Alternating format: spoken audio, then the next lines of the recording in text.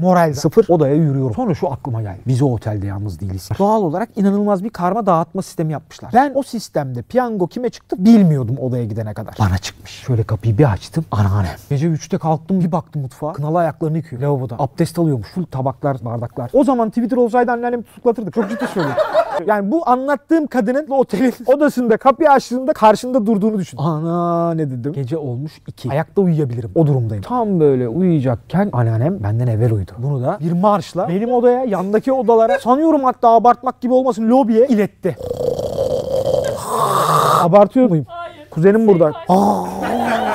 Öleceğim ama. Dönüyorum olmuyor. Lan düşüncelerimi duyamıyorum ama koyayım kafamdaki düşünceyi. Dedim ki en iyisi ben ne yapayım biliyor musun? Kadını ağzına çorabı tıkıp değil mi? Halıya sarıp nehre atmak olmaz yani.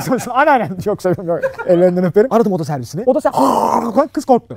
Kapat. Aslan besliyorum zannettim. Aradım oda servisini. Dedim ki bir çorba alabilir miyim?